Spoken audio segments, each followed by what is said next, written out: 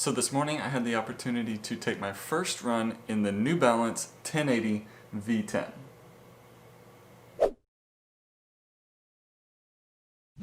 How's it going, runners? My name is Justin Thompson. I'm your average running PT, and I help the average runner achieve their own personal elite status. If that's something you guys are into, then go ahead and hit that subscribe button and click the bell so you know when the next video comes out.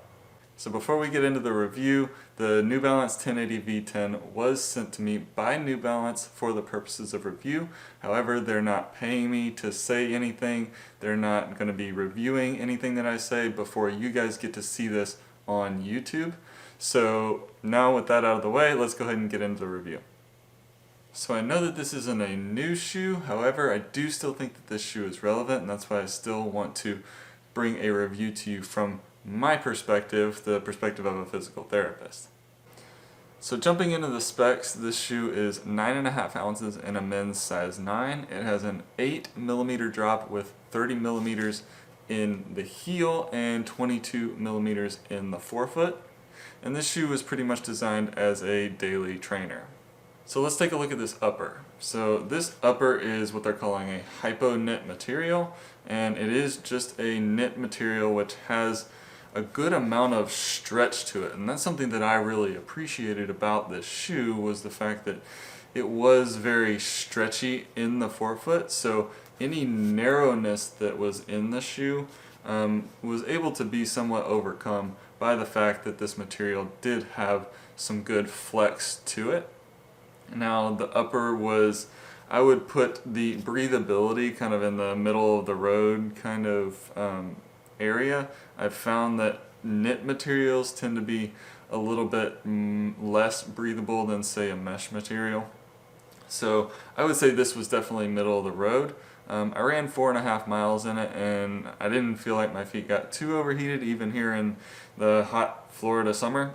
But it did feel like if I went for a long time, it might end up kind of being a little bit warm. Now, as far as the design goes, this is obviously a subjective and a taste thing. I kind of like it. The veininess of it kind of goes throughout the entire shoe. You've got this kind of firmer area here that shows this kind of veininess in it, but it's also doing a really good job of kind of locking things down with this kind of midsole lockdown area. I actually kind of like it. Maybe that's my science-y background as a PT, but I enjoy this design of the upper. Now, as for the tongue and the lacing system, well, I mean, it's a pretty standard lacing system. It's nothing crazy interesting looking or anything like that, but it definitely does the job of keeping my foot locked down when mixed with that midsole kind of support around there. The tongue itself is not overly plush, but it's not flat and nothing there either, so I actually like that kind of middle of the road plushness of the tongue. And then inside you've actually got this kind of booty material that's attaching the tongue, and I don't know if you can see that or not, but it's attaching the tongue to the midsole, or to the upper. So the tongue's not going to slide around in the shoe or anything like that, and I think that that's a very good, very nice touch by New Balance to put that in there. As far as the heel counter goes, this is where things get a little bit interesting looking. So, you know, you've got this kind of flare that you've got going on here, and they call this their ultra heel. I guess this flare equals ultra, I'm not really sure, but you know, I saw this and I was like, what in the world is this? I don't know if that's going to work. Is my heel going to start to kind of slip out of this thing? I really have no idea, but I stepped into it and I was like, okay, so getting it on's okay. You can kind of grab onto the back of that thing to pull, kind of like a heel tab, if that's something you guys are into. And then once I got in there and started moving and walking around, I thought, okay, alright, it's comfortable. It feels like a normal heel counter. It's not like there's anything really special or weird about it. And then when I got out and started running, I didn't feel any slipping for 1 second. Like, not a single moment did I feel like my heel was wanting to slip out the back. I didn't feel like it was sliding around. There's some pretty good rigidity in this heel counter now. I can move it, but it's still pretty rigid and firm. So I didn't feel like I was slipping and sliding around on the platform of the shoe. So that was a big plus for me, was this heel counter right here. Now the midsole features fresh foam, and this is not something that's new to New Balance. However, they've apparently made an upgrade to it, and now they're calling it a Fresh Foam X, which is supposedly significantly softer and more comfortable than previous versions of Fresh Foam. I haven't run in New Balance shoes in about 10 years, so for me it was impossible to tell the difference because I haven't run in any other New Balance shoes in a long time. However, what I do know is when I put these on and started running with them, it felt really, really good underfoot. Now it also features these little like laser engravings on the side of the shoe that says it's supposed to make for a softer landing whenever you land, especially on that lateral part of the foot. It doesn't have it on the medial part of the foot, it only has it on the lateral side. So it says that it's supposed to help with your landing and making that softer. I don't know. Really, I don't know. But what I do know is that this shoe felt incredibly soft while at the same time feeling pretty darn responsive as well. So the feeling I got from it was a bounciness that was just beneath a hyperburst, but a softness that was significantly better than a hyperburst. The shape of the shoe has a little bit of this kind of upward roll, so it does transition you well and gives you a nice kind of a smooth ride through that toe off. I land a little bit more midfoot, so I kind of land flat, but it definitely gives you that feeling that it's trying to push you in that forward direction. Now as for the outsole, this is where I was a little bit disappointed for this first run. So when I look at the outsole, I think, okay, there's a lot of coverage here in terms of rubber.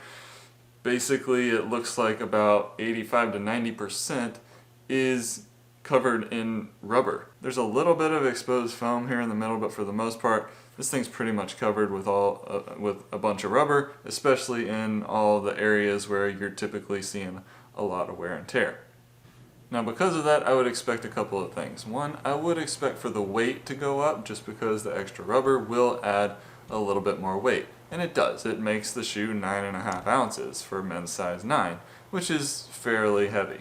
So that was to be expected for me, not a big deal. However, what I would also expect is when there's this much rubber covering the entire bottom of the shoe, I would expect you to not be slipping around a whole lot at all. But unfortunately, that wasn't the case. As soon as I jumped onto any kind of a wet surface, especially wet concrete like on the sidewalk, this thing was struggling. And that's really, really unfortunate because I really have been liking this shoe on this first run. But when I run in Florida and it's extremely, extremely humid every morning and there's basically water collecting everywhere, I need something that's going to give me a little bit more traction on wetter surfaces. Now as far as the durability is concerned, we'll just have to see after 50 miles.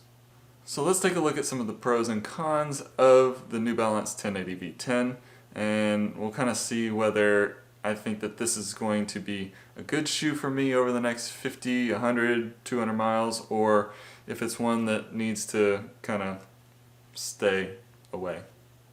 So here are the pros. New Balance finds that really, really good balance in the midsole with finding that cushy yet responsive kind of balance there. So this is one of the most comfortable shoes I've ever run in, yet it still propels you a little bit forward throughout the gait cycle.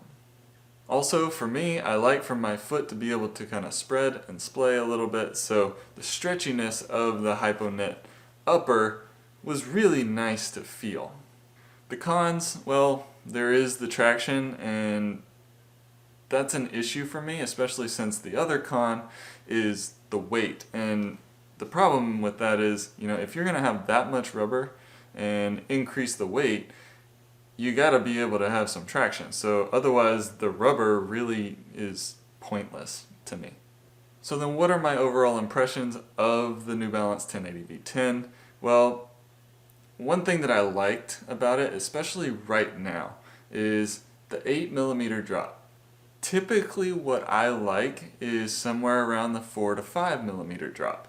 However, right now I've been dealing with an Achilles problem for a few weeks.